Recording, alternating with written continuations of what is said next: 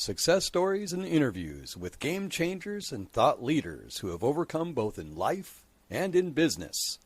Welcome to Vertical Momentum. Guys, welcome to another episode of Vertical Momentum. I'm your host, Richard Kaufman, also known as the Comeback Coach. Guys, today is going to be a fun episode for me. I've been looking forward to this for weeks now.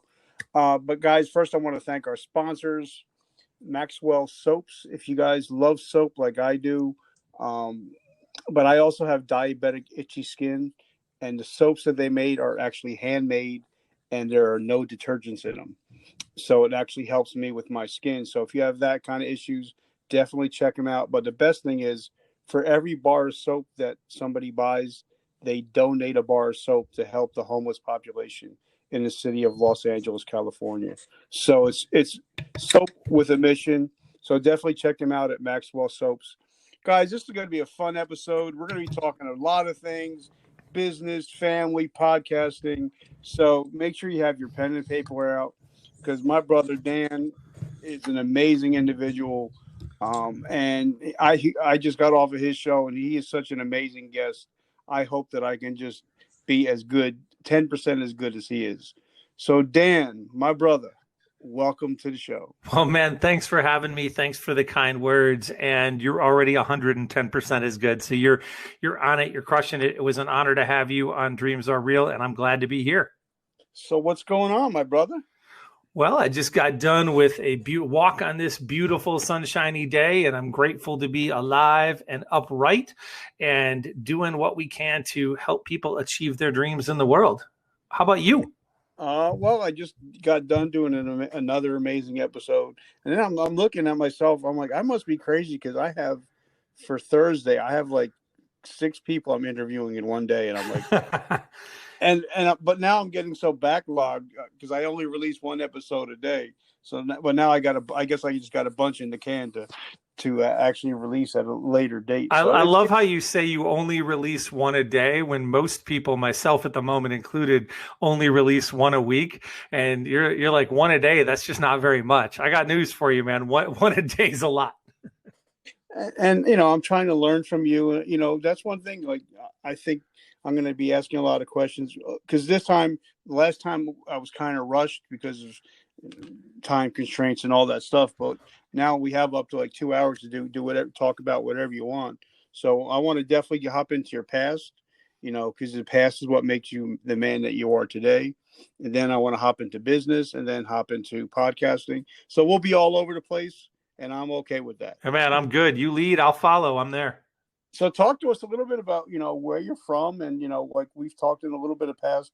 We got about a half hour into the episode, and then it cut out before. So now we're going to start all over again. Yeah. So tell us a little bit about you and what little Dan was like. Well, I love a clean slate, and I love the opportunity to begin at the beginning. Little Dan was, frankly, kind of a hot mess. I have memories back to 6 months old. So I have really clear memories of when I was younger. And some of that is good. Some of that is bad, like I guess most people. I remember my eye surgery at 6 months old and a year old. But the first major memory that truly kicks in, that is formative for me, was when I was hidden from my father at 2 years old. And I was hidden until I was 8. My mother took me out of that and into a separate abusive situation, unfortunately. Now, what do you mean by hidden? Well, my mother and my father, let's just put it gently, didn't get along, and they were having some challenges. And I remember the day that we ended up leaving was a day that my father tried to put me on a motorcycle without a helmet. And there's a whole big backstory to that. But I was 2 years old, and we go up a hill on a gravel driveway. I fall off the motorcycle and roll back down the hill. And my father stops and looks back, and I assume he maybe saw my mother running over to me and seeing that I was okay. But then he drove off, and when he came home, we were gone, and we were taken to where he had no idea where we were. He did not see me for 6 years until one night when I was 8, the gentleman that my mom and I were staying with, his name was Ed, not the most pleasant individual in the world. He came home one night, he was drunk, and he looked at both of us and he said, I'm going to leave and I'll be back in 2 hours. And if you're here when I get back, I'll kill you. And so, as you can imagine, we thought it best to leave. And we did. We went back to the town where my dad was. And I only found out recently that we didn't. I thought we just magically connected with my dad. But as it turns out, a friend of his saw my mother or me and told him. And then that's how he and I got reconnected. And I remember, I didn't know the workings of that, but I remember the first day I saw him again. Now, did you, I mean, obviously, you're probably not going to know, but did you hit your head at all at that time? Not that time. I have had several TBIs. I've had 5 major concussions since that time, but to my knowledge, not then. Because I know, like, a lot of times if a person has, when they're younger as a child, they have, sometimes they have a TBI. Sometimes it triggers certain things to where they can, remember. I forget the name of I read a book about it where people can just remember everything. They have that hyper memory. So that's why I just wanted I'm not I don't have the photographic memory or the other word that I'm blanking on as well. I'm not quite that fortunate. When I was younger, before my TBIs, I was pretty close. My memory was incredible at that point. Now I see it in pictures, but some of the details, particularly as I get closer to present or my short-term memory, tend to be a little bit more challenging since all of the concussions. Now, when you were growing up, because I think me and you had kind of the same growing up, my outlet was reading. That was my escape from reality. What was little Dan's escape from reality? Well, reading was certainly a part of it. And I got to a spot where when I was younger, when we came back to town, before I found reading, I found imagination games. I found go out and pretend to be a superhero. Green Lantern was my favorite. And I would play in the neighborhood. That was when my mom and I were living in just incredible poverty. And I look back at it and I'm thankful that I didn't fully realize it then, but I look back now and realize that my mother was literally selling herself so that we had rent and we would not have any food, or we'd have half a hot dog in the house and I'd eat and she wouldn't. And I was bullied and dealt with all of that. But then we moved, she got married. Before she got married, I started to get into books. And that's when I discovered the library. And I got to a spot where my mother, she did puzzles. She did crossword books. She was literally the smartest person I've ever known on the planet, unbelievably intelligent, and gave all of her opportunity up to give it to me. And I found my path through books, and I was reading 30 books a week at that point. At a similar time, I discovered role-playing games, true imagination, tabletop games, Dungeons and Dragons, things like that. And both of those things I still do quite a bit to this day. Okay, so now, were you a good student in school? Well, were you studious? I was very good at school, but I was not very good at doing school. I was the ultimate procrastinator. I could do it, but I just didn't want to. So I knew in the early grades it was easy because I could skate by. They had to force me to do things like learn handwriting or anything that was repetition. They had to just almost hold me down and force me to do it. I remember learning my multiplication tables, and I was maybe the last kid in my class to do it, even though I could do math better than anyone else in the class. I was the last kid to be able to write my name and write the cursive alphabet, but I could read it better than anyone else, and I had a vocabulary higher than anyone else. And so that was the early grades where you could skate by, except when they forced you for repetition.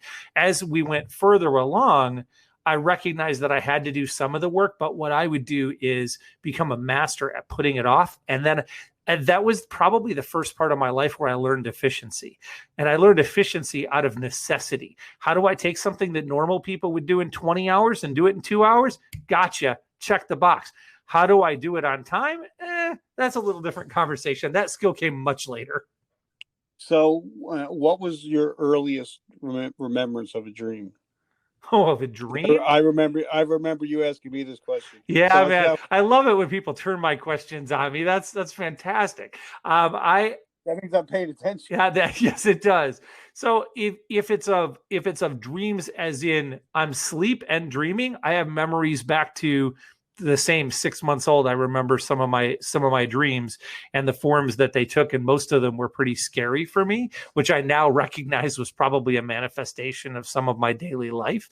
And if you think of it in dreams in terms of what I aspired to be, I wanted to be a detective. I wanted to be an attorney. I wanted to do those. I wanted to do something big. I've always had aspirations to do something that helped others and that mattered in some significant way, no matter what dream I've had throughout my life.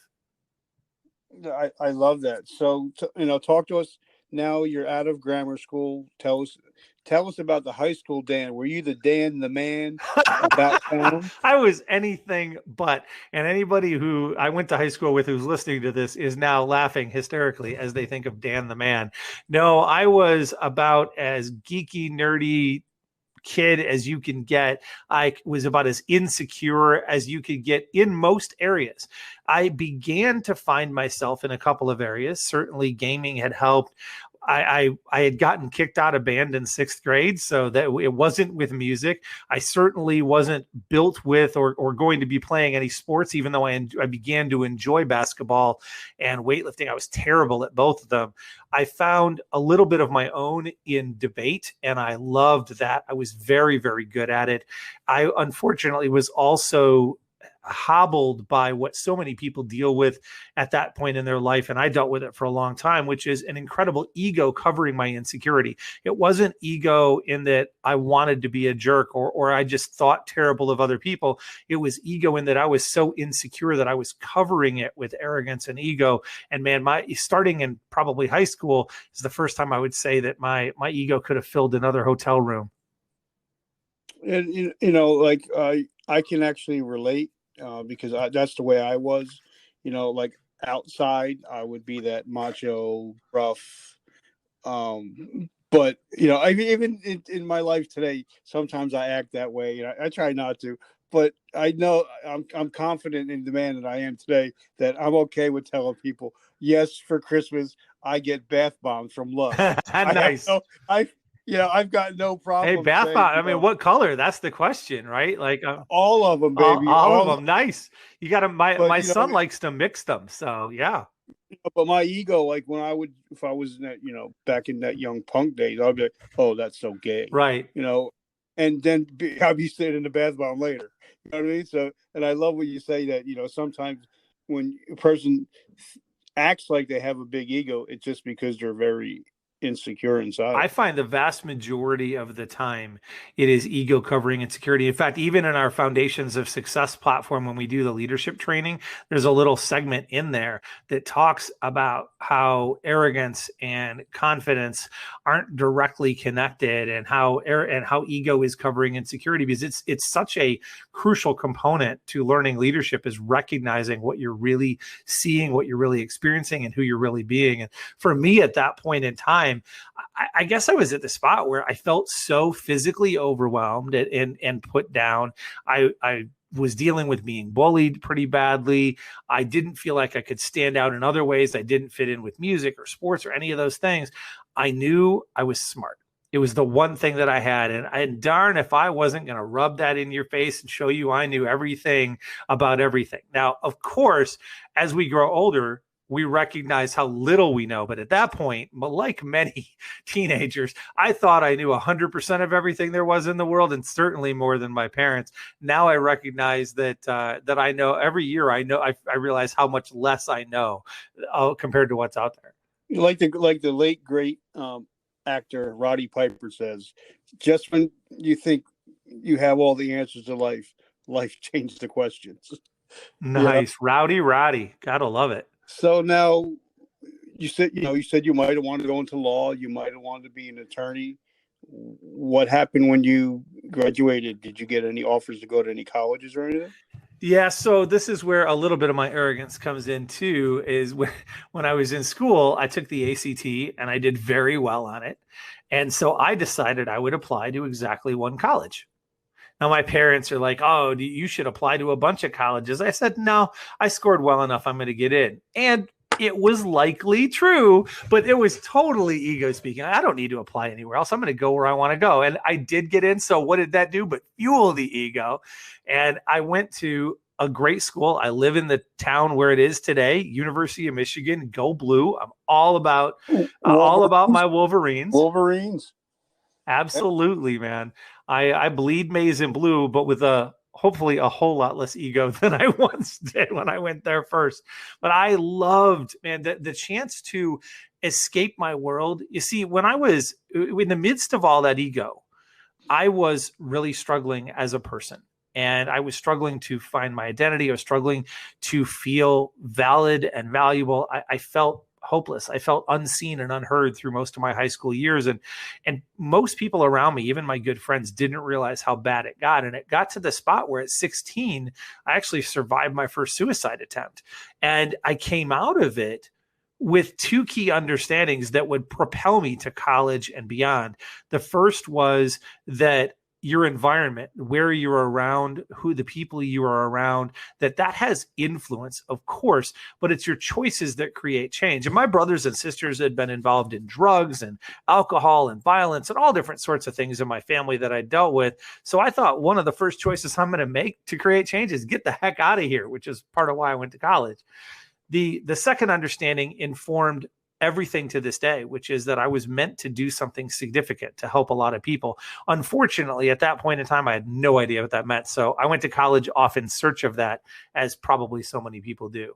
Now, I just want to say, we were talking about ego, and one of the things that, kind of knocked my ego down in a good way was when I started taking martial arts and started, and doing MMA and stuff like that. And one of my my teachers, he was like, 5'4", 120 pounds, and could wreck everybody in a room. Right. And he once told me, he said, because back then everybody was wearing the Affliction shirts, everybody's UFC and all that, blah, blah, blah. He said, you know what? He says, I don't have to feel that way. He says, it's kind of like when you see a Lamborghini driving down the street, it can do 55. It doesn't have to do 200 miles an hour because everybody knows it can do 200 miles an hour. And he said, that's the way, you should actually, the way you should live your life. You should be that humble, you should try to be as humble as you can. And he said, there's a difference between being weak and being meek. Jesus was meek, but the definition of meekness is power under control. So if you can get that in your head, then you don't have to have an ego the size of Kentucky. You know what I mean? Yeah, I do. And when I jumped into martial arts much later in this story, but probably 8 years ago now, beginning to recognize some of those things was so important for me. And I found it fascinating that the longer that someone studies martial arts, the less likely they are to physically need it. The less likely that they are to be a target without ever having to say anything, the less likely they are to have to physically employ it, even though the mental and emotional and wisdom aspects certainly apply the entire time. I love that. And I think that the more that you grow into yourself, the more you get to a spot of being rather than trying to be, the more that you will come into your own and the less of that ego will naturally be present. So now, what did you go to college for? What was your major? Well, I went with so many thoughts in my head. I ended up studying English and history mostly because of what we talked about earlier, that repetition thing. I would have done engineering. I had the mind for it, but I knew that I could not sit and just do problem after problem. It would break me. So I did English and history, having no idea directly what I would do with it, but thinking that'll be my gateway to law school. And I got 2 degrees in 4 years. I also worked 40 hours a week the whole time. I gained a lot of experience doing that. I ran some organizations. I had a girlfriend. I slept 3 hours a night. I certainly enjoyed college in a lot of ways. I was pretty conservative at the time, so not as partying version as much as some of the others, although not none. But it was a great experience. I loved being at Michigan. I missed that. I have a regret in the sense that I put too much pressure on myself to hurry through everything when I was here. And I did that through most of the first probably 40 years of my life is let's hurry up and get to the next thing, hurry up and get to the next thing. I had not connected that being present is what matters and that fulfilling the purpose you're meant for today is true success. I spent most of my time being either wishful or wistful, even then, even in the midst of some of the best moments of my life. And I love that, because, and, like I tell my son isn't now he's almost done with his freshman year in college. And I told him, I said, go to school, but make sure you're going to school for your passion, whatever your passion is. Because I told him, I said, 80% of the people that go to college are out of their field within 3 years. Yep. So make sure that you love what you do. And, and I think he's been saying it. He's got his mother's brain, by the way. He's been saying he wanted to be a marine biologist since he's like 3. So it's kind of like, it's not one of those, oh, I'm going to get a degree. Right. Philosophy, My son's the same way. He's either going to do computer programming or mechanical engineering, and that's been true for years. So it's kind of like he knows where he wants to go. So, but now you took English. So what in your later years, what did you learn from English and history that helped you in your later years? Well, early on, I would have told you that I didn't learn very much. Now I would tell you the skills I learned were incredibly important. And I teach a number of the skills that I learned. I believe communication is one of the foundational skills that we all should improve with, as is persuasion. Add into that time effectiveness and leadership, and you have a very strong forceful foundation of success. You have the 4 cornerstones, as I would call them. And so 2 of those cornerstones were gained from, and maybe some of leadership as well, were gained from studying English and history. I learned how to, thanks to a couple of the classes, some of them were not great. Some of them were amazing. Thanks to a couple of those classes, I learned how to express myself in a much more persuasive, powerful way. I learned how to organize my thoughts even better than I had in debate class or anything like that. And I came out of that thinking, man, I love this stuff, but and the but was, what do you do with it now? Because I decided at the end of all of it that I did not want to go to law school, that I had considered it. I had thought about that. And I had been in this spot where law school was my thing. It was the star that I'd been pointing at. And then I realized, wait, that's a lot of repetitive backroom stuff. That's the stuff that I've spent my life avoiding. Better not do that. I'll just take a break. And that break turned into forever. Okay. So now, you graduate? Because I have one of those minds when I talk to somebody, like now I just close my eyes and I'm playing their life through my mind. And I'm seeing you sitting there in a chair and a table and looking up at having 2 degrees, and you're like, oh shit. That's now accurate. What? Now what do I do? Yeah, they weren't exactly engineering degrees, and I wasn't going to do law school. So now what do you do with an English and a history degree? Well, the first thought is you think, I'll teach. And I realized at that point in time that if I taught kids, and this wouldn't be as true now, but at that point in time, that if I taught kids that were high school age or younger, all I would want to do is put them through a wall. I had zero patience. I was impatient. I was not eager. And now I talk to people about the difference between eagerness and impatience and how important that is. It's a transition I've made largely in my life. But I talked to them about that. I had not gone through it then. I was impatient, and people just irritated me when I dealt with them in that environment. So then I said, well, I could teach college. And I looked around and realized I would need to go to school for like 7 more years. And I said, that's not going to work. And what does that leave you with English and history? Welcome to the world of sales. No, okay, because that's sales is one of my favorite things to talk about. Mine too. I love it now. I love sales. I love talking to people, and now we'll talk about sales and then business and then podcasting later. Sure. But like I ran a fitness and a health and fitness store for 30 years, over 30 years in the industry, and at the last couple of years, I just realized a lot of the kids that would come in for a job or out of college, they don't know how to talk to people. Everything is, I'll text you or, email you. They don't know how to do face to face, that it's a weird time to be in, especially because I think, now if you can do sales the right way, you can absolutely crush it. If you're doing sales, if you mix old school and new school together, you're unstoppable. But you get some of these kids that, like I had a kid come in, he was looking for a job, and he came in with like a jeans and a polo, no, I mean, a t-shirt on. He's like, "Hey man, you guys got jobs?" I'm like, "I got a job. You don't have a job. So why don't you turn around, go back, put a shirt and a tie on, come by and see me?" And he did, and we eventually hired him. But it's kind of like it's a whole different element in sales nowadays. And I think if you can, I mean, I know with COVID it's hard now, but it'll get back to that way. But if you can do face-to-face sales, you can absolutely crush it in these days and age. So talk to us about, your coming into sales 10, 15 years ago, what it was like. Well, first, let me say that I agree completely with what you're sharing in terms of the fact that the principles of sales are always true. There are things that are just always the case.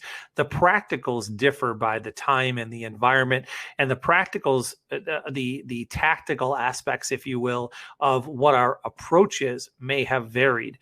But one of the key components of sales, as of life, is be more curious, ask better questions. And if I could teach almost anybody one skill, it would be ask better questions, be more curious. And these young adults, and I would say most older adults, could benefit greatly from that skill. I would also say that there is less of a teaching of what feels proper. There's also probably a little bit of holding on to old perspectives of proper, and the blending is challenging. I'm certainly not going to be expecting to hire somebody that's wearing jeans and a t-shirt in a formal environment. At the same time, I'm not likely to expect them to walk in a suit like 20 years ago I might have. So there's an interesting mix, as you say, of older and newer. For me, when I came in, I wish it were only 15 years ago. I started learning sales over 25 years ago. I started learning, I suppose, in a sense, I learned it at my first job when I worked at Meijer, which is a grocery store, even in the washing dishes and then getting out and running the counter. But my first intro to sales, even a little bit legitimate, would be when I worked for Sears selling computers and cell phones when I was in college. And I got to tell you, I was selling computers when now we talk about, oh, you better have 16 gigabytes of RAM. I remember telling people that 8 megabytes of RAM was like more than you'll need. You definitely don't need that. Technology's changed so much, but I was selling, right? And I was selling cell phones that were the bag phones and the big flip phones. When you're buying, do I have 60 minutes a month, or, oh, maybe I got up to 200 minutes a month that I can be on my phone. And now I look down at my phone and I'm on it for 3,000 minutes a month. It's pretty crazy. Now, we're talking about that, but like I noticed, like sometimes the phone will ring and I'll be like, who has the audacity to be calling me? Who didn't text first? Yeah, I'm saying, you're like, wait a minute. The phone, people used to talk on this thing, and it used to be plugged into your wall. You know? So, like you said, it's a whole different world that we do live in, though. Well, I mean, when I was selling computers, I was also selling answering machines, if that tells you anything. We had an entire 2 walls that were answering machines, and digital answering machines were the new thing. So that was an experience. What I learned to sell there, and I had lots of cool stories of who I sold to, famous athletes and all that.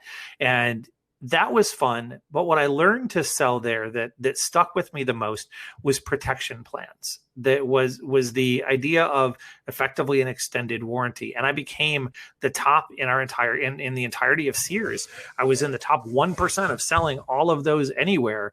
And no, wait, is that you calling me for my car warranty? No, dear God, no. Boy, they'll catch you on a desert island. That is unfortunately something that was okay taking to a horrific extreme, dear God.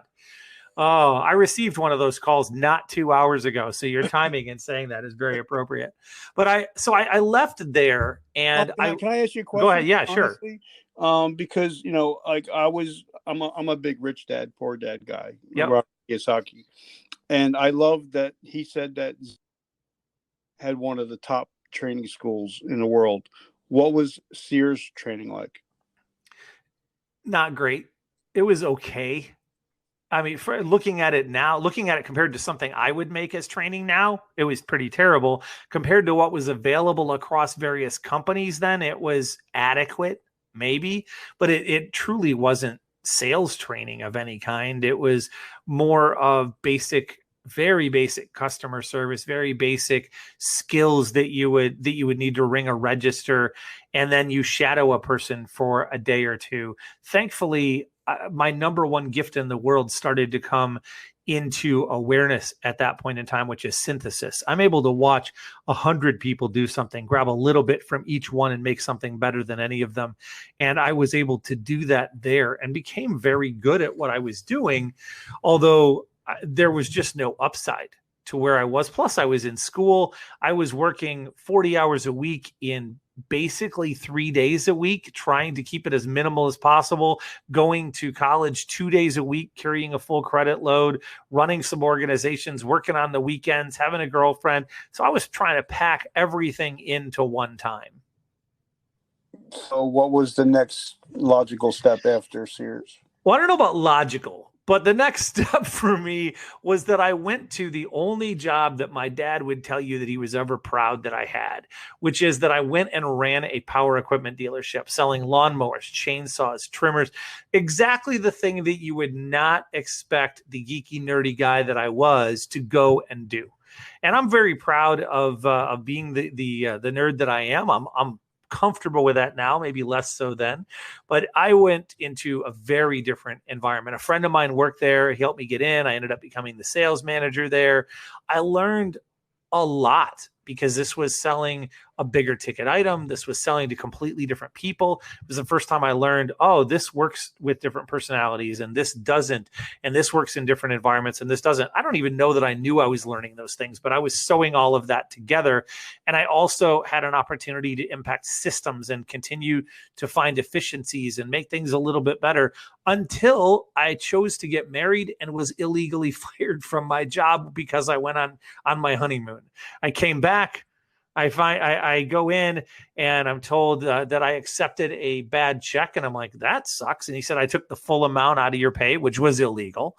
And I said, well, can you explain that to me? And he said, no, and you're fired. And I said, why? He's like, because you got married during the busy season. Bye-bye. And so that was a scary moment in my life. I don't think about that moment too often, but I had literally just gotten married. I'm just recently graduated, got not a whole lot going on in life, not a lot of skills built up. And now I'm living in a newly signed apartment with a new wife with no money, with neither of us working. Yeah. And, because like I said, when I talk to somebody, their life becomes a movie in my head. And I guess, but it's a good thing to have. And I could just picture you just sitting there talking to your wife. You're not. Yeah, it wasn't a good conversation. And I didn't do anything wrong. Yeah. I think that was the hardest part for me is I felt the injustice of it. And I hadn't yet connected the dots that like life isn't fair, nor does it have to be, nor should we expect it to be. And I was stuck in this isn't fair and having my little tantrum. But I also discovered my third strength in the world, which is resilience, and recognize that, okay, I had my moment. Now let's go do something about it. Now, like I consider my wife, she's known me since I'm 13. So she's an addict and drug addict and alcoholic. And now she knows me. So she's my ride or die, so, she's my partner. And so, and for us, it's Kaufman's versus the world. So when that happened, did it bring you guys closer together? Kind of. I think we were so new, and so it was such a difficult situation that we didn't really know what to do. I think we were confused, and we both decided to try and work hard to do something about it. And we were so new that we were committed to one another and pushing toward that. But at the same point, it was just really hard. And then we were in a confined space. We lived together for the first time ever. And I hadn't understood, well, let's just say I didn't have the best example of how to have a healthy marriage from when I was younger. And so I had some, what I would now say are pretty outdated beliefs, but also a complete lack of understanding of the needs of someone else. And if you're living in ego and you're living in selfishness that you've been bred into, and then you have another person in your life and in your house, and you're pretty immature at the time, it is easy to not give them the space that they need or the understanding that they need. And I had no concept of what she needed. So I would say that was a very stressful time for the two of us, particularly as I went forward and we had multiple eviction notices and things like that. That's a tough thing to face in the first few months. And what we ate in the first months of our marriage, we had marinara sauce that was left over from the wedding. We had a 50-pound bag of bread flour that we'd been given, and we had a bread machine that we'd been given. So we ate bread and marinara sauce. And then we were going to church at the time, and we would come out from church, and sometimes people would just graciously leave bags of groceries in the car. And that's pretty much what we lived on for several months as I went and she attempted to find a job, and it didn't go very well. And I went and found a job that would end up becoming a very significant path for me. But in the first 6 months was brutal, which was straight commission sales on telemarketed leads, driving 2,000 miles a week on my own dime. And that was, if you've never done that business, that is a rough business to begin with and a high attrition rate. And you better get ready to take a lot of clicks and a lot of no's and hear a lot of stuff. Oh, he died last week. He can't buy anything. Oh man. Oh, it was, we didn't want you here. I know you just drove 3 hours, but we told them we didn't have any money, and you call your call center and they're like, yeah, they told us that. And you're like, oh, okay, great. And the first 6 months of that, I lived in one of the biggest sales lessons that you'll ever find. Really, I learned 2 or 3 key things from it, because to be fair, the first 6 months, I made less than $10,000 and I paid more than $10,000 to work. So I literally paid to work 80 hours a week for the first 6 months, not home at all for my wife, no money coming into the house, eviction notices, all of those things. It was brutal.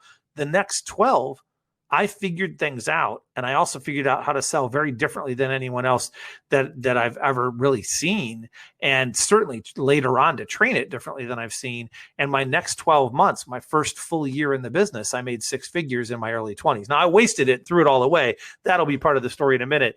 But it was a change in things that I learned. The first big lessons that I learned about sales came from that. And, a lot of people, like for me and you, we've been poor. I mean, and when we mean poor, we mean poor. For real. So, so a lot of people don't, when they say, oh, money's tight, it's like, no, listen, when you make a wish sandwich where you have 2 pieces of bread, yeah, something between them, that's poor. But then you come to realize how good we have it. Like now, like we went out for with my wife. I try to take her out to a melting pot every couple months. That's her favorite place to go. And nice. I order a lobster tail every time. You're ordering lobster tail and filet mignon, and you were a homeless drug addict getting thrown out of a crack house. And I said, exactly. That's why I can order one, because I paid my dues. So that's 6 months. You were literally paying your dues. Oh man, I was paying dues, and I'd paid them when I was a kid. I was paying them then, and I've paid them a number of times since. And I'm not. And the difference is now, like I'm not afraid to pay the dues, right? Like it's there. And I also, having traveled the world now and seen in the middle of Manila something like Smoky Mountain, where these kids literally live in a mountain of garbage with no power, no food, and no shoes, and running around on glass. And I think, man, maybe I never was poor. Like poor is very relative, right? And so like I know when my moment of when the light switched is when I was selling timeshares. I remember the exact moment that it flipped the switch and I started crushing it. So what was your light switch moment? I would say there were a couple, and they relate to those lessons that I alluded to a moment ago. One of them was every time we would be done with an appointment, and I have all kinds of crazy stories. I saw 3 shootings in that job. I showed up to one appointment, and there was a woman that answered the door wearing nothing, saying, "I'm ready for my appointment," and I'm like, "Yeah, not my appointment." I had a guy take a swing at me in a house. I had all these things. What was the deal? No, not that deal. Someone else did go back and close that deal, but that was not one I was taking. But I realized, like, one of the things that we had to do is every day when we were done with an appointment, we would have to go to a payphone, or if you had a cell phone, and I didn't have a cell phone at that time, I had no money, right? So we would have to drive to a payphone and call and result our sales appointments with our boss. Now, the number of drug deals that I interrupted as this pasty-faced kid out here in the middle of Detroit or Flint or DC or wherever I ended up being, the number of drug deals I interrupted where I'm like, "Sir, can I just please use the phone for a minute?" was a lot. But I would call in, and of course, my boss would answer and say, "All right, great. You know, what's your result?" And I would want to say, "I sold it," because he would just ask, "How much? Good job. Have a great day." The first 6 months, I didn't get to say that very often. The second thing I would want to say, you would think, "Oh, you know, I tried, but I didn't get it." No, I wanted to say they weren't home, because if they weren't home, in my mind, it wasn't my fault, right? Like, I didn't have to deal with that. And he would say, "Oh, that's too bad. Did you do the things you needed? Did you wait long enough? Whatever. Okay, good. Go home. Have a good day. Try again tomorrow." The hardest one was when I would call and he would say, "How'd you do?" And I'd say, "Well, I didn't sell." And this is the light bulb that transitioned between the first 6 months and the next 12. When I would call in that first 6 months and he would say, "Well, what happened?" And I would say something like, "They didn't like the color. They didn't have enough money. They weren't interested. They didn't have time. They. Now, what were you selling, by the way? In this case, I had been selling kitchen refacing is where I started. I ended up adding windows and siding into that. I've sold a bunch of stuff since, but I was selling home improvements. Okay.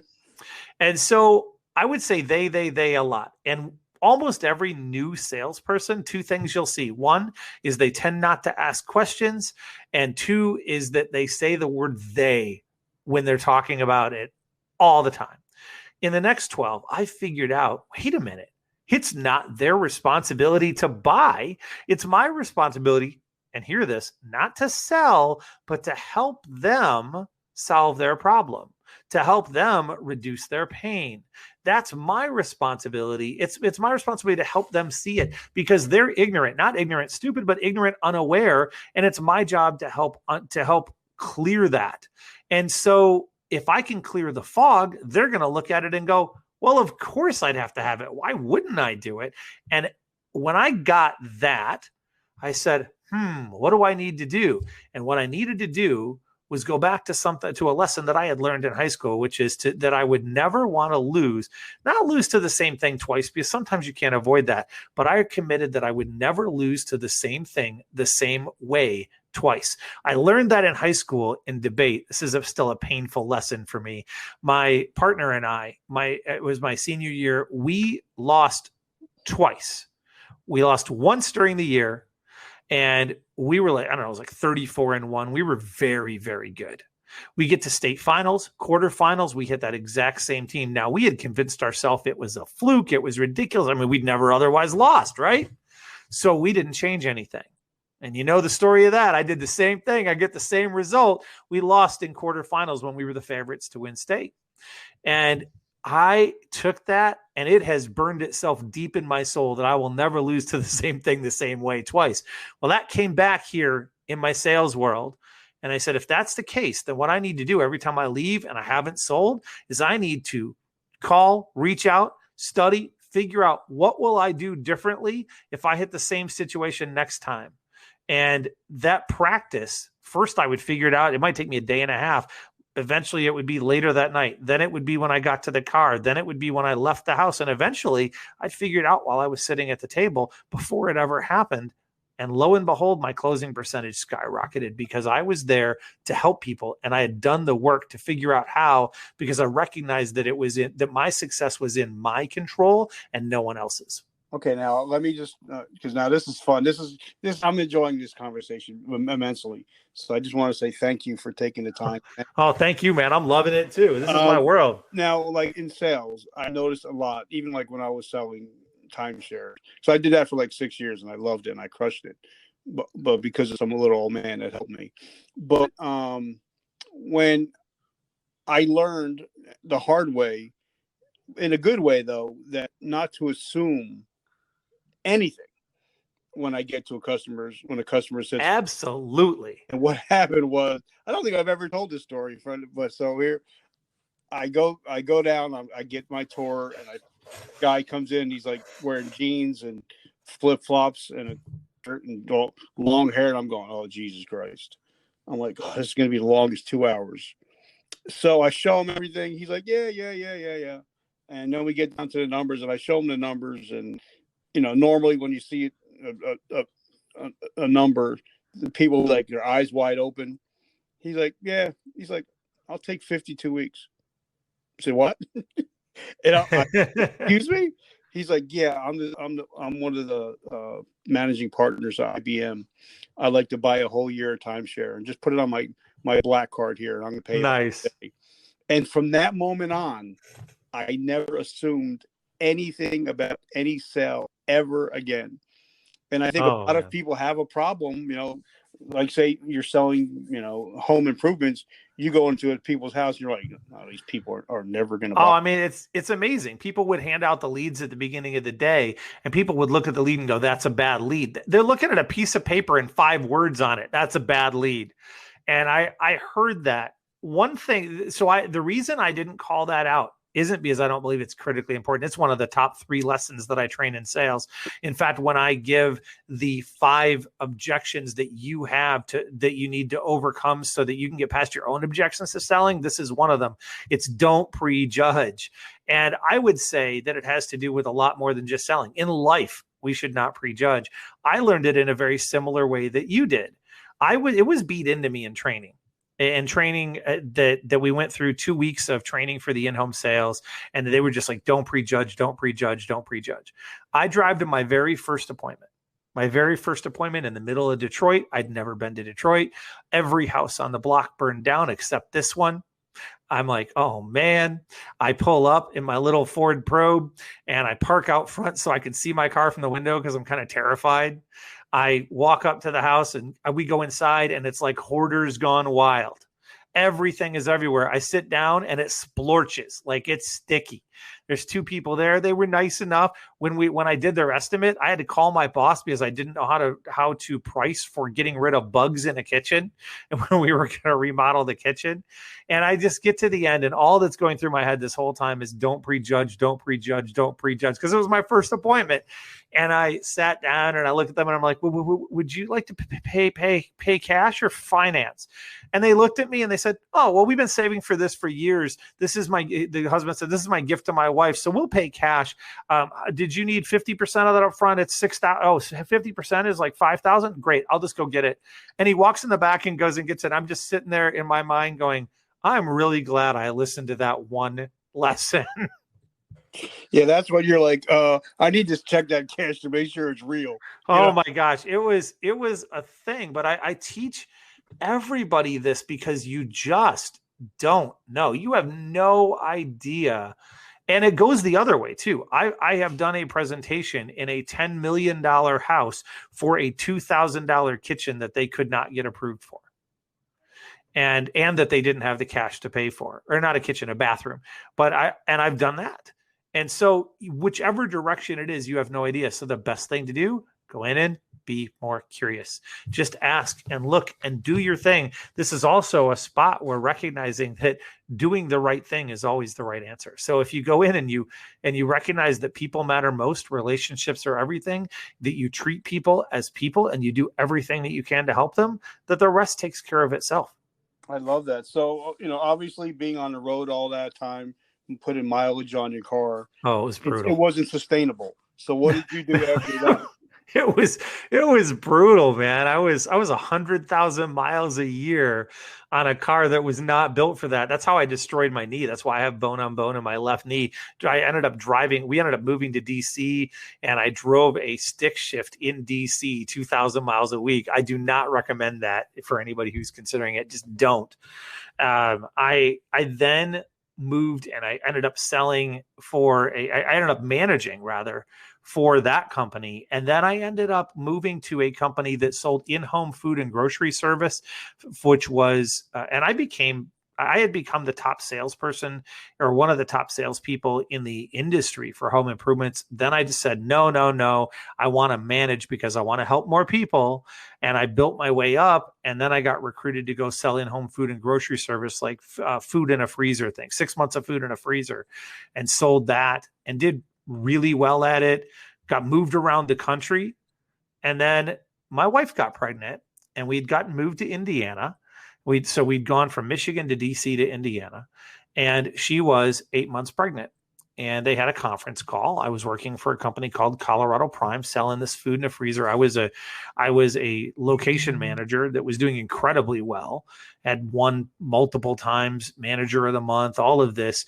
They had just agreed to promote me to area vice president. They'd flown me to my first industrial psychologist appointment ever to get interviewed and make sure that I was good for it. We were going to sign the papers the next day.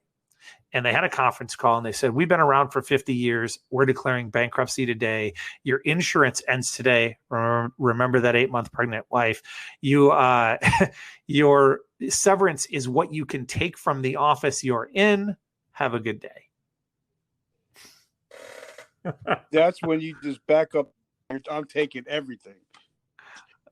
And so here again, you're sitting at the kitchen table and like, oh man, can't believe this happened again. At 8 months pregnant, I go home and tell my wife that, and she's like, I'm sorry, what? Like that, like when you left this morning, you were going to get a promotion that was going to take us where we want to go and be a bunch more money and help. And you came home and you don't have a job, insurance, or severance, and you're not even getting your final check. You know, like Mike Tyson says, everybody's got a plan until you get punched in the mouth. Oh man. Yeah. So what'd you do? What happened? What was the next step? So it was very interesting because I was still living in my ego and all of that, but I got very quickly 2 job offers, and I was so blessed by that. One, and this is where it gets fascinating. One of these was my dream job that I had basically prayed for a long time and looked for a long time. It was being a national training manager. It was doing the thing. The other would have taken us to Chicago. The other would take us back to Ann Arbor, Michigan, and would allow me to be, which was somewhere I loved, and would be being a regional manager and back into home improvements and doing that. And all the logic would say, go be the national training manager. It's a great position. But something hit me wrong. And this is where one of the principles that I follow, which is always do the right thing, even if it's inconvenient. And if in doubt, do what's right. All of those things, like I will, if your gut says no, trust it. If it says yes, validate. My gut said, for some reason, don't take that job in Chicago. And so I said no to my dream job and yes to this job back in Michigan, which was a good job. I drive back to Michigan. I go look for a house. We had no money and bad credit. I was looking for a house. I finally convinced someone to rent to us. And then I get my wife. I bring her up. She sees the house. She's in tears. She hates it. Every bit of it. Has no AC. She's pregnant. It's the middle of summer. That was fantastic. So kudos to me. But as she saw it, she just hated it. Like, I did a horrible job. Like, it was just not a good series of moments. But this is where a friend of mine would call it a myrony, my personal irony, synchronicity in motion really happened. I mentioned my wife was 8 months pregnant. We go to the hospital and she has a new doctor. Now she's at U of M hospital instead of a much smaller hospital on the outskirts of Indianapolis. And she goes to give birth to my son. And she has huge problems that in any other hospital, she probably would have died. One of the top specialists in the world happens to be visiting U of M hospital, comes in, saves her life. My son was fine the whole time, thankfully, but saves her life.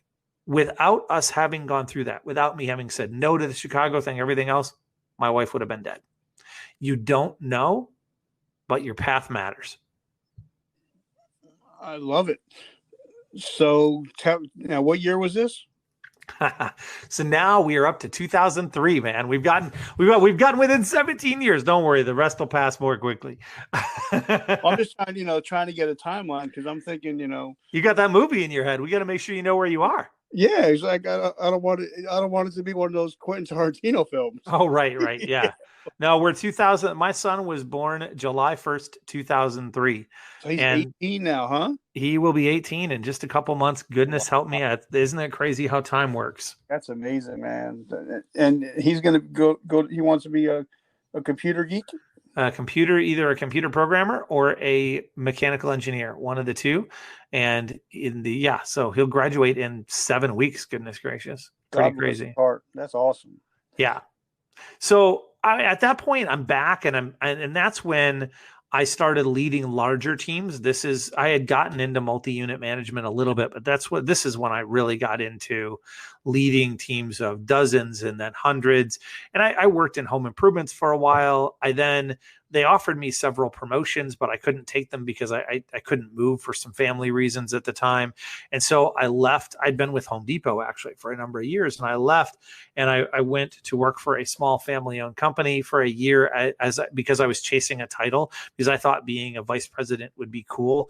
As it turns out, when you work for a family-owned company, not everything is always kosher, and it wasn't always. So after a year, I left there, and I was happy to leave. It was a good choice. And I decided I was done with home improvements. I was done with direct sales for a while. And so I decided I would go into for some reason in my mind, I had defined as quote unquote real leadership. I decided to go into retail. And you'll appreciate the humor of that. I was like, this is where all the real leaders must be, right? They're all in retail, aren't they? No, those are the ones that are working holidays every weekend. That was me, man. Oh, and you have no family life. So I went into it. I started by working as a district manager for Brookstone, which was gifts and gadgets in malls and airports. I really enjoyed it. I liked a lot of it. I took a huge pay cut to go there, to start there. And because it's like anything, you change industries, you take a couple steps back to go forward. I knew that I would build up. I worked there for a couple of years. That's where I learned how to merchandise, and I learned a lot of different skills. I took a stopover in working for a company that did textbook sales for across college campuses. I was a regional manager there, and we didn't just sell textbooks. We sold food and clothing. So that was my exposure to that. And I was recruited out of there to the job where I learned the most of any job in my life, which was a company called Parodies that runs airports. They run retail stores in airports. And that was insane. It was easily now we're up to 10 years ago. See, 7 years went fast. Oh my gosh, when I jumped into airports, I had no idea what I was getting into, but I also had no idea the level at which I would be able to learn and how much I'd be able to sew together that allowed me to be where I am now. And that is the job that I ended up leaving to form my company. So we are really very close to my own business world now. And and it's amazing. And, like you're talking about, marketing, because you talk about placement of stuff, when you're in like one of those newspaper places, them places make some serious bank, because people are just picking up shit just to eat. I mean, and people don't realize how much stuff that people just pick up just because it's sitting in front of them. And I think that's where a lot of people, like you said, you have to learn about why things people sell and how to make sure that they're in their reach. So, and that's why those couple of spaces right by the register are prime real estate. And once you learn stuff like that, then it's like it changes your whole mindset on stuff, you know? Oh yeah. I mean, there's so much that comes out of that. Like just learning that and I learned a lot of detail because again, I'm a systems guy. I'm an efficiency guy. I'm a strategy guy. So I learned that 36 inches is the perfect distance between fixtures, not 33, because if it's 30, people will look, they will just walk through as quickly as they can. They will neither look forward nor left and right. If it's 33, they'll look forward but not left and right. If it's 36, they will look forward and left and right, so all the sides of the fixtures get seen. If it's 48, they'll actually miss it because it won't catch their eye the right way. In front of a wall, it needs to be 48 because you take one step back. All of these little things that make huge difference. I now can work with someone with like an independent retailer. I can walk in and work with them for 4 hours and their business will go up by about 11% as long as they hold to the principles that I give them in those 4 hours on their floor. And that's without having to buy any more product. And, like a lot of people, like I ran, like I said, a general nutrition store. When I first got there, we were doing like $500,000 a year. Right. And then when I left, we hit like 1.4 million. Nice. It's huge difference. But what it is, because, you realize that when people walk into a store, automatically go to the right hand. They automatically go to the right side. For some reason, that's just the way we're human nature. And then people are not going to go down to get stuff on the bottom shelf. Nope. They're not going to go reach the bottom right of any shelf is only seen by 5% of the people who look at the fixture. So if you have 5 shelves on a fixture, the bottom right side of the bottom shelf is seen by 5% of the people who look at that fixture. Yep, and everything between the knees and between your eyes, that's prime real estate. And then why do you think, so many companies pay millions and millions of dollars to be on that first or second Oh, shelf? that's right. I mean, what do they say? Eye level is buy level. Yeah. So talk to us now. You're in these airports. I'm sure that had to be holy intense training. It was insane. And I did get very good training there. And I learned, I was responsible for so much. That was part of what was crazy is you have to understand a basic thing, which is that the stores in the airports that are brand names are not run by the brand names. Brooks Brothers is not run by Brooks Brothers. Pandora is not run by Pandora. They're run by a separate company, in this case, Parodies. And Parodies then, as running that, I would have 30 brands that would report to me. We had to maintain their inventory separate, but I used the same staff to cover all of them, and we had to meet each of their brand standards. So I'd have somebody working 2 or 3 different stores in a day and have to meet all of those brands. So that's one thing. Then you have hiring and training people who then need to be able to go through and get out of airport security. You have to get stock in and out. We have bidding on the stores, all the politics, the pre-bidding, the bidding process for the stores, the remodeling of the stores, then redoing the stores a couple of years in where you have to do an extra remodel, bidding again 7 years later. And even if you win, having to take it down to the studs and rebuild it completely again, and so much more. It was easily the most complex job that I've ever done. And the people who have worked and been successful in that space are some of the strongest, best leaders I've ever met. But what was the turnover rate like? How did that job wear you out? The job definitely wore you out. The turnover rate at an entry level was pretty high. We ended up reducing it dramatically in my team, but it was very challenging. In the manager level was less so, but we also paid our managers pretty well. And then the longer that it went on, man, it wore you down. There's no doubt about that, especially as we continued to ask the managers to do more with less. And by the time I was there for 5 years, I'd learned a huge amount. I'd been promoted a couple times, and my bosses flew in and they offered me my 3rd promotion in 5 years. And I sat back and looked at them and I said, what would it look like if I declined? And I walked away and went to zero, leaving hundreds of thousands a year to go to zero with no other money in the bank and no other money at home so that I could build my company and do the dream that I had, fulfill the purpose that I was meant for in the world. Because all my life, you remember earlier on, I said when I survived that first suicide attempt, I had this connection that I was meant to do something that mattered. I was meant to help a lot of people. Well, no matter how many people I helped in the positions that I had, and I got to a spot where I was leading a couple thousand people, had a couple $100 million in business, I never felt fulfilled. So I recognized that I needed to take all of these skills, all these understandings that I had, and go help people in a broader way that meshed with my vision and my connection and the fiber of my being. I had to go find my mission and my resonance and do that thing. Okay, so then, a lot of people that listen to this are veterans, entrepreneurs, sometimes both. And, when we get out of the military, a lot of us, even though we're all hoo and hardcore, we get used to getting paid on the 1st and the 15th. Yeah. We get used to getting TRICARE and all that. And then when we get out, like my friend Nick says, once you get out of the military doesn't give a shit about you and your phone stops ringing. And so, a lot of people, when they get out, they miss their camaraderie.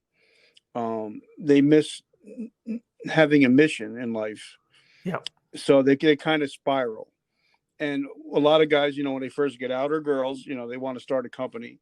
So they start a t-shirt, hat, coffee, liquor company. 6 months later, they're $10,000 in debt and don't know what the hell just happened. And the guys that are married never sat down and had that conversation with a significant other. I'm going to start a company. This is going to be my second wife.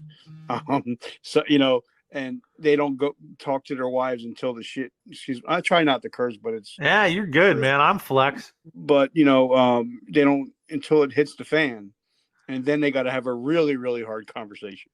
So what was that conversation? It was like, all right, honey, we've been at this table many times before. But this time I want to start my own company. What was that conversation like?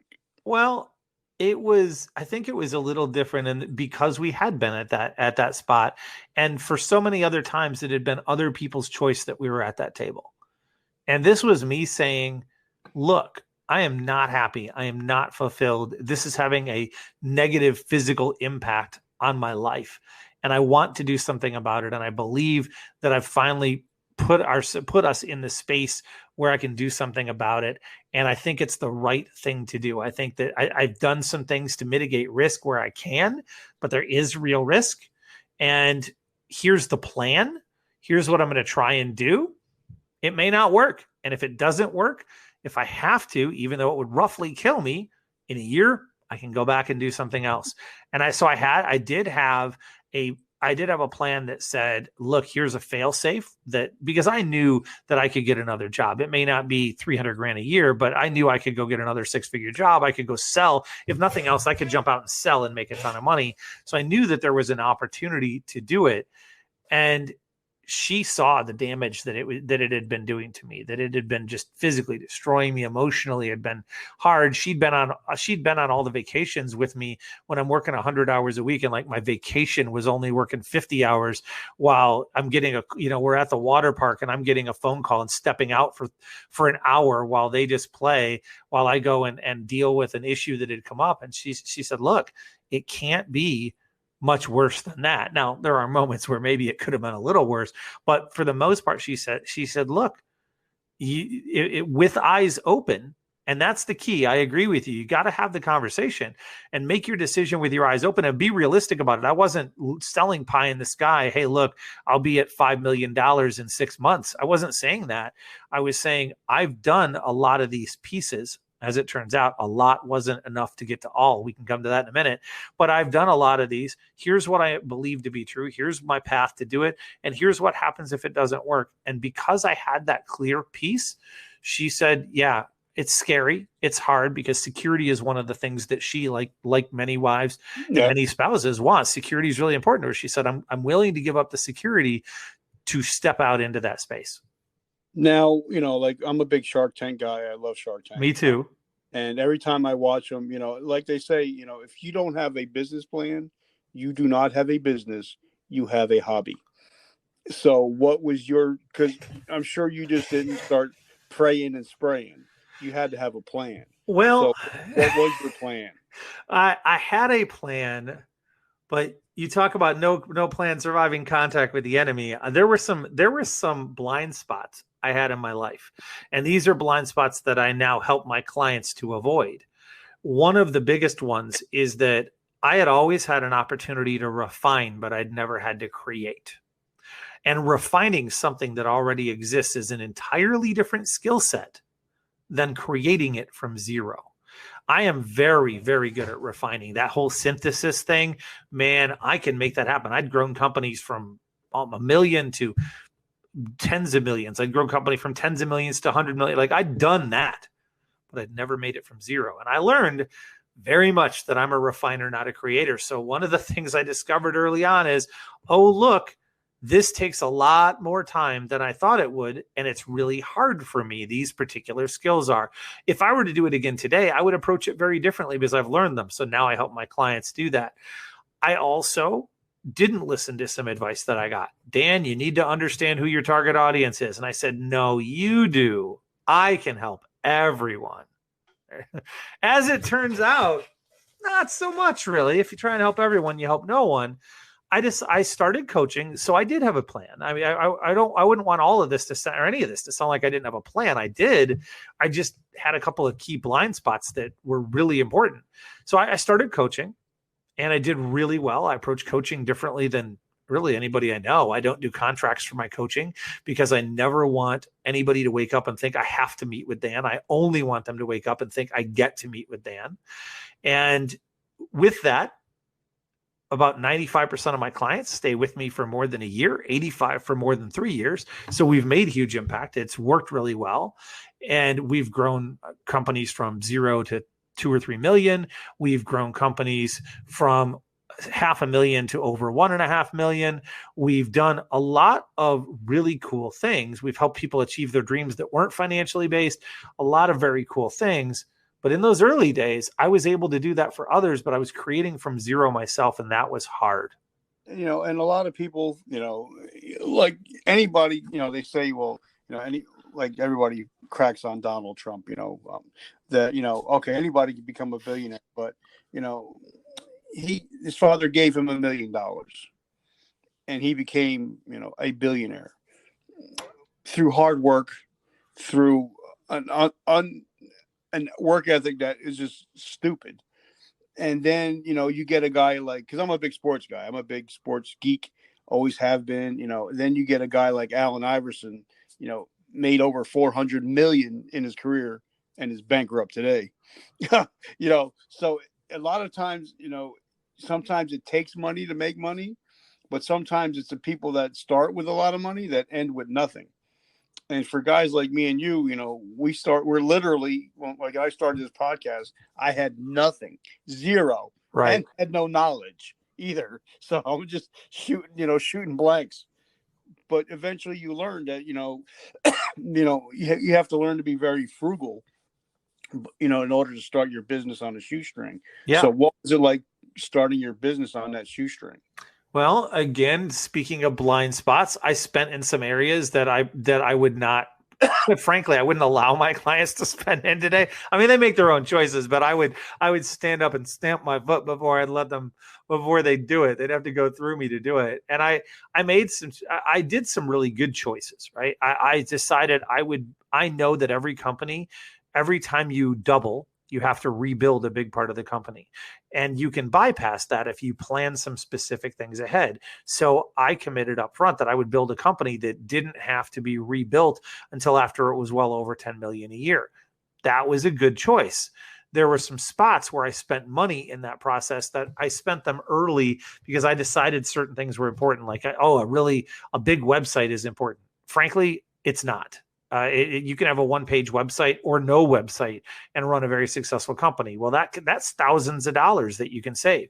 It's not that it doesn't matter at all. It's more just that it's a business card. When most people look at it, an ability to process process sales, that matters. Certainly. I did have a clear path to profit. That mattered. And being able to do that was good. But here's another mistake that I made. And that was that I decided I would try and do all of the things at once. Oh, I've got these 5 things I want to do. Let me just try and do them all at once. Well, if you try and do everything at once, you're not doing really well on any of them. So I needed to have spent time focusing on a thing and getting it right, and then getting another thing and adding to that. You hear that on Shark Tank all the time too. And so I like to say that some of my best lessons are the don't be a Dan lessons. Don't do what I did.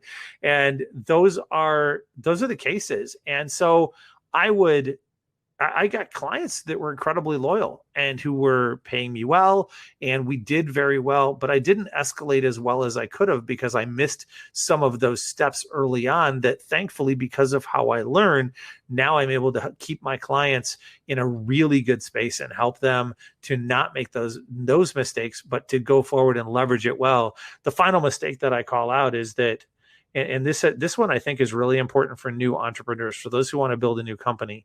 It is that I made the mistake in 2 ways, and it relates to adding people to my team. One, I think you should add people to your team from day one, literally from day one, like day 0, if you can. And most people are, including myself, when I went through this, were scared to do that, because we think, oh, it's a ton of money, it's a ton of money, it's a ton of money.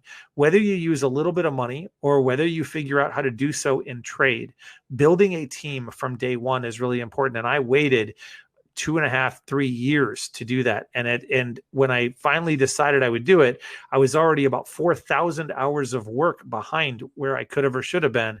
And so it had slowed me down.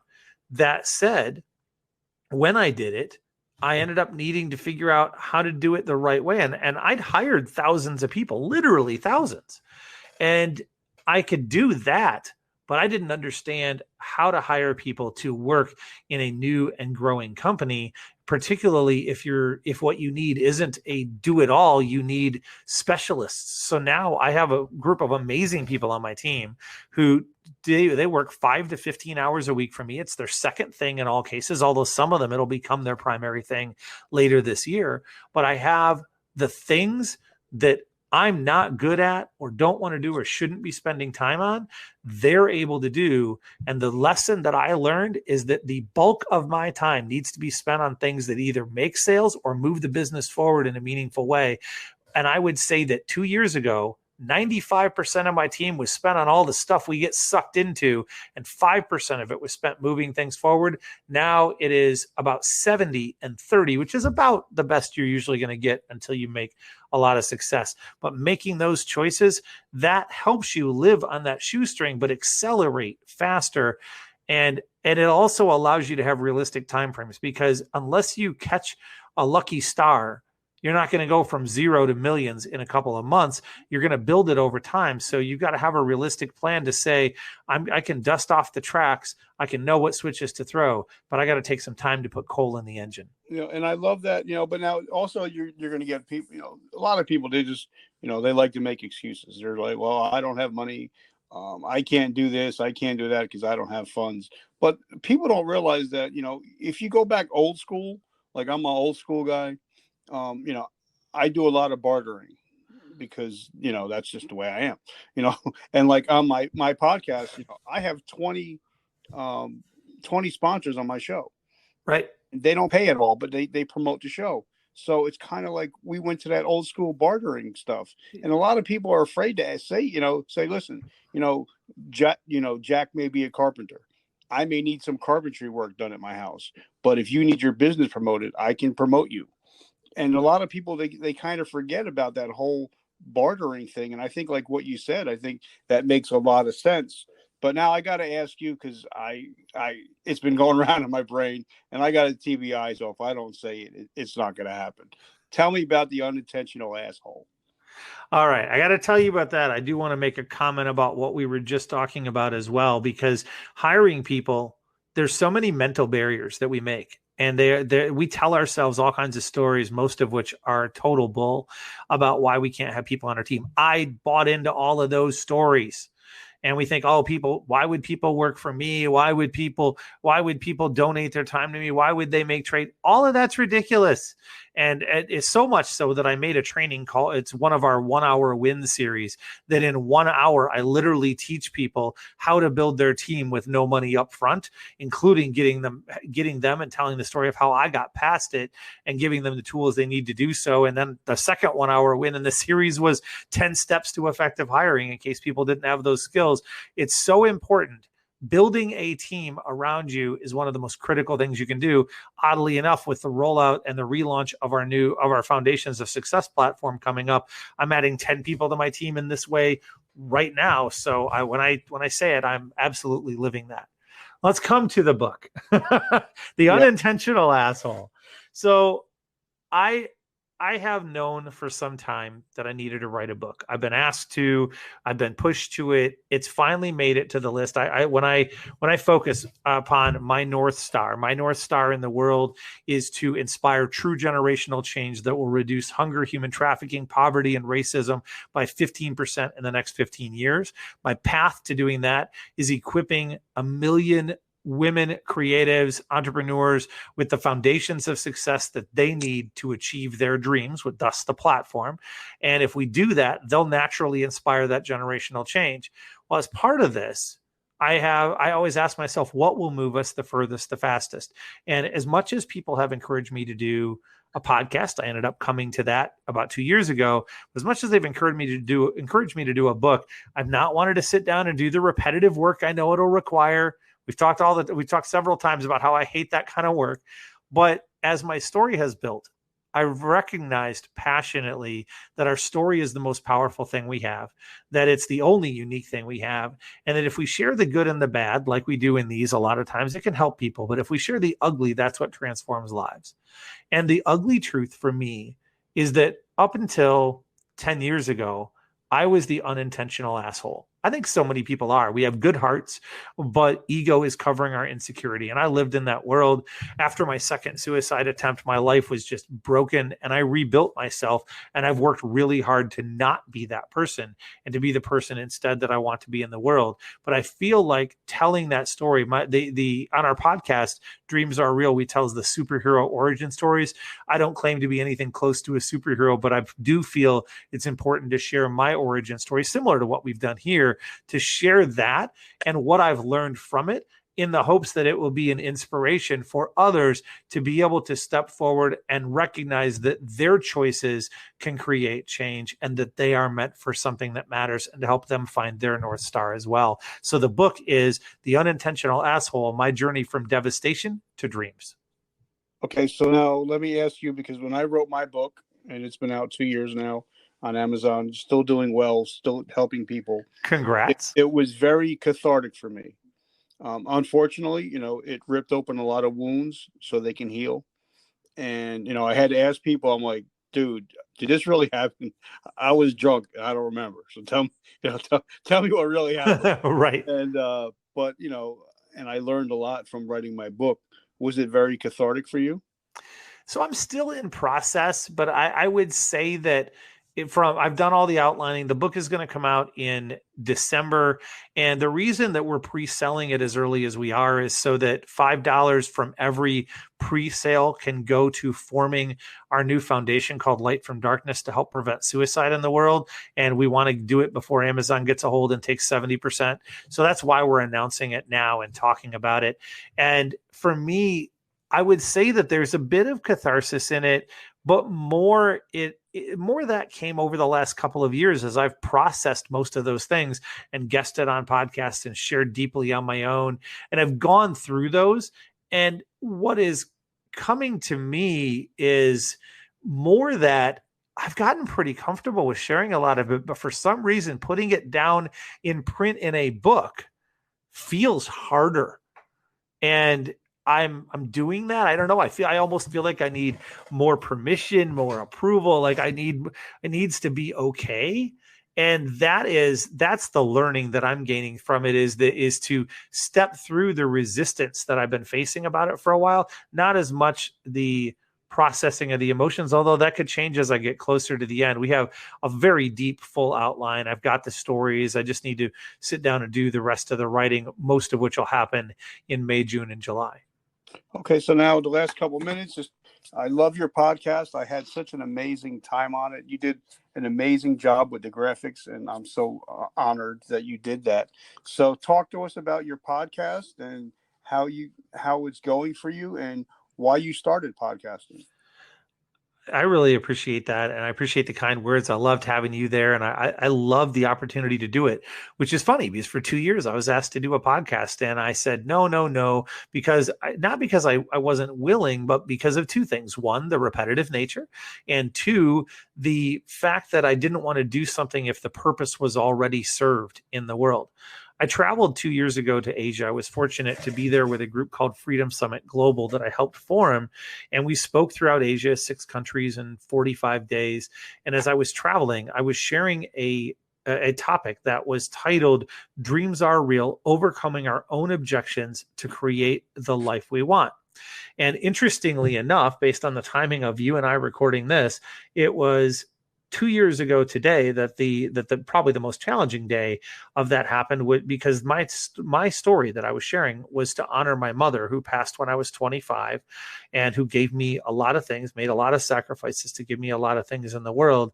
And I was honoring her passing, the 20th anniversary of her passing.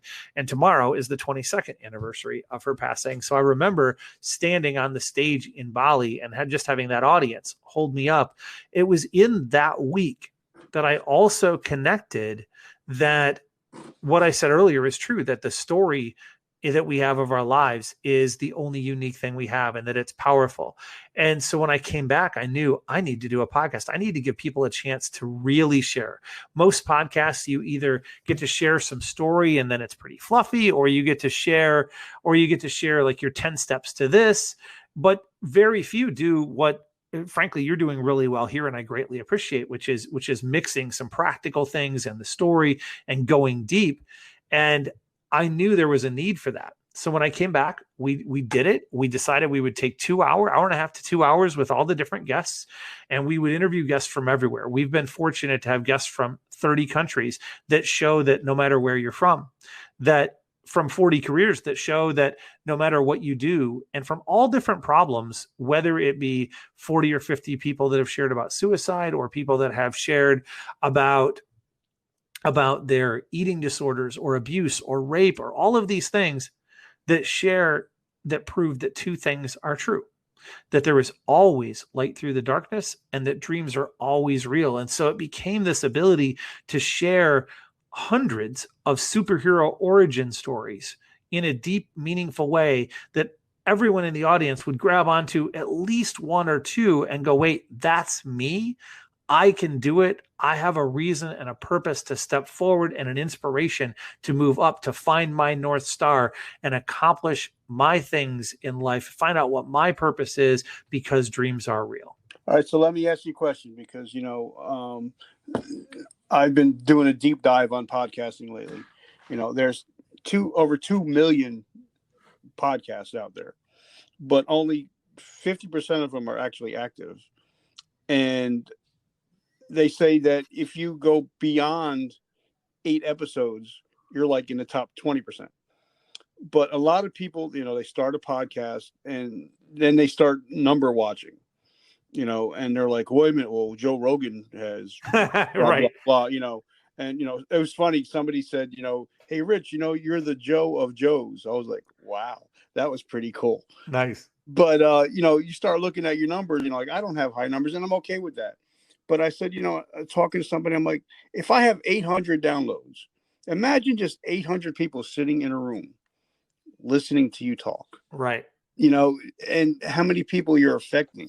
So how do you get people that are listening, that are podcasters?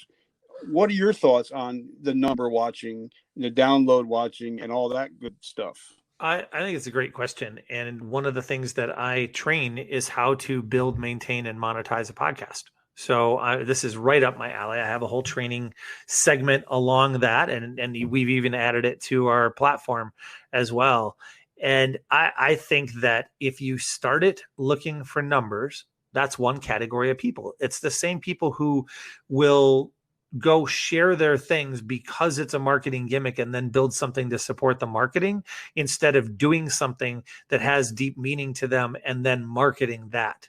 And I am more the deep meaning guy, and then I'll market that. So the numbers are less relevant to me. And I won't tell you I don't look at them, but I look at them for trends as opposed to comparison. Comparison is the thief of joy, and I try to stay away from that. Our podcast, it probably gets a couple hundred downloads an episode, so it's still very small. And I have one friend right now who his podcast, which was newly launched in the last year, gets more than 50,000 downloads a month. And I could easily go, oh man, why am I doing this if he's doing that? And what I recognize is this, that the people that I am meant to speak to, the message that I am sharing, that they matter. And that it doesn't matter whether it'd be great. I mean, if there are 5 million of them and it finds them, then great. But if there are 5, then that's great too, because it hit them where they needed it. It inspired them to what they need. And I am fulfilling the purpose that I have in the world. I'm not fulfilling the purpose that other people have in the world. Joe Rogan has a purpose. That's great. I have a different purpose. And I am here to fulfill my purpose. And I believe the definition of success that I have come to believe that is drastically different than what I believed all of my life until the last year or two is that if I fulfill the purpose I'm meant for in the world today, then I am successful. And I can tell you based upon that criteria, both I and my podcast are successful. So, okay. So now, I want them to go out and, buy your trainings and all that stuff, but give us a little nugget on monetization. Absolutely. So monetization for podcasts is what you mean, right? Yep. Yeah. So for podcasts, I share everything. That's what I tell people is when you're paying for things, you're not paying for the info. You can Google anything. What you're paying for is the timely application of it. So I'm glad to share whatever. I'm an open book in that way. When I think of monetizing, I think of it in 3 ways. I think of it first as looking at how do I find advertisers, and you can have advertisers when you don't have a single download. And I think that's something that most people miss. They think you have to have all these downloads and you have to get advertisers the traditional way. No, you can monetize by finding advertisers in your local community that you care about. You've done a great job of connecting with people, and you can make different agreements with them. A lot of them can be for money, and you can get it supported. I chose to go a little bit of a different path. You can then monetize through affiliate marketing, which is a very, very good way to do it. And you can monetize through your own services and products, which is more the path that I go. What would be very interesting though is most of the time, you don't even notice that I'm doing that because my goal is to offer what my audience wants that solves a problem or relieves a pain that they have. I'm not there to pitch something. I'm there to help relieve a pain or solve a problem. And I monetize doing that. And the way that I do that, just giving some insight, is that I bring people from the podcast, because most cases, if it's a one-off product like soap or something, like you mentioned earlier, they may very well go, oh, I want to buy that. I'm going to go do that. If it's a service or coaching, usually they're not going to listen to a podcast and go, okay, cool, I'm in. I want the coaching. There's a little more to it. They want to be part of the community. They want to build that know, like, trust triangle a little more. So I bring them into a Facebook group. And then we build a real, sincere community that's designed to help people. And then from that group, very gently, we convert. And that's where our biggest conversions come from. I love that. Last 2 questions. So tell us, how do we find you? How do we find your book? How do we find your podcast? I appreciate that, man. You find the podcast, just search Dreams Are Real on your favorite podcast platform. That's the easiest one. But what I would encourage, what I just said a moment ago, join the Dreams Are Real community on Facebook. Come join us there, connect. It's getting more and more and more active. It's still pretty small, 1,500, 2,000 people. We're growing. We are there. Our stated purpose and the meaning behind the group is how do we help you take the next step toward your dreams? And you'll see the podcast gets posted in there as well. So I encourage you to look for that. For me, you'll find me in that group. You'll also find me under my name, Dan McPherson, or Leaders Must Lead, pretty much on every platform. So pick your favorite platform, look for those 2 things. You'll find me. One thing I'd like to leave your audience with, if it's all right, is a free class from our online platform. Is that all right? Oh, heck yeah. All right. So I love free, man. We love it. So one of the primary trainings on our online platform is leadership, because I believe leadership isn't only the cornerstone, it's the keystone. And when you think about leadership, in my mind, it comes into 4 pillars. The first pillar is personal growth, because leading yourself, that's the hardest person to lead. The second is, how do I have an attitude? So attitude, the way I view the world. Then once I view the world a certain way, it's connection. How do I connect with the world? And finally, once you have those 3, now it's about leading a team. Well, the first pillar of leadership, we have a great training. It's about 2 hours long. And if you go and register if you put a free profile, there's no cost. Just put in your profile at foundationsofsuccess.leadersmustlead.com. Very simple. Foundationsofsuccess.leadersmustlead.com. And you will get personal growth, which is a 2-hour training. It is the exact same training that is fully in the platform. We don't skimp on it. You get downloadable tools, all kinds of fun stuff. I encourage you to enjoy that. But I would love to connect with everyone. And the book is going to be out, and you'll see it publicized a lot more. And you'll see it highlighted in the Dreams Are Real group as well. And I can't wait for it to come out. But I'm going to ask you a favor. You got it. No pressure, because nobody's listening to this anyway. But I would love to have your training on podcasting, because even though I have, now I'm up to almost 300 episodes, I'm always willing to learn. You got it. And I like to learn from people that know, because if you're the smartest person in the room, you need to get a better. You're in the wrong room, right? So so I would appreciate that, and I would love to check out that. I will gladly put you into that spot and get that to you right away. Okay, so now last question I ask everybody. We live in a crazy world. We're living in a COVID world, where if you got kids like we do, a lot of parents are homeschooling kids, grandparents are homeschooling kids. So if I ask the average person to do something in 7 days, they're probably never going to get to it. But if I ask a person to take an actionable step in the next 24 hours, they're more likely. So if you know somebody that is struggling in business, or even their podcast, whatever form of business, what can they do in the next 24 hours to start to right the ship?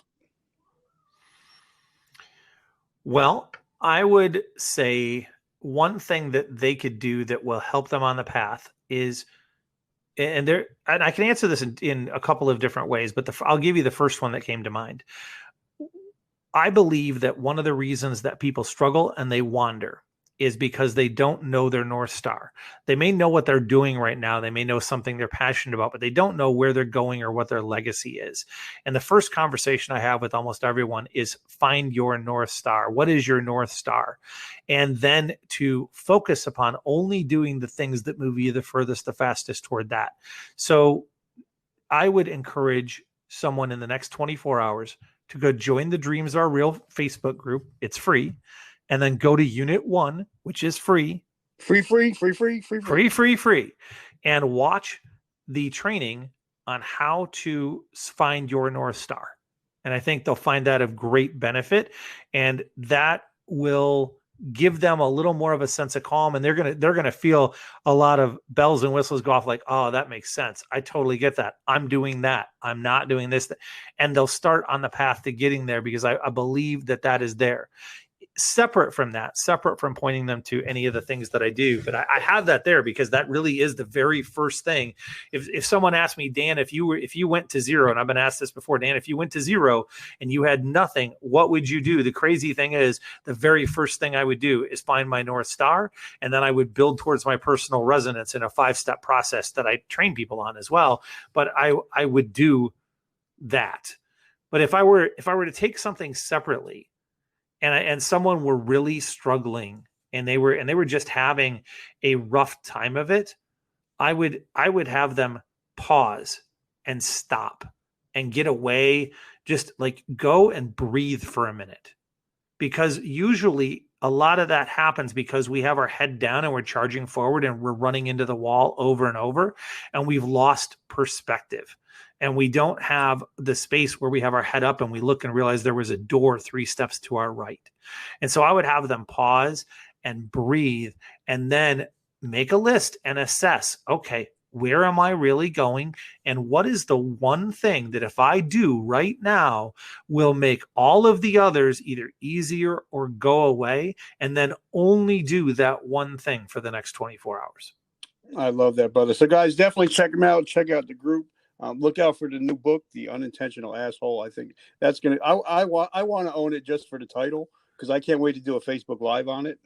So whenever you get it, I have the pre-order links. I'll give them to you for sure. I don't have the bit.ly in my head right now. Yep. So, and guys, like I said, check out everything that he's doing. And if you guys like homemade soap, definitely check out Maxwell Soaps because he's actually making a difference with the homeless population in California. So I always love to have people that sponsor the show that are trying to change the world one person at a time.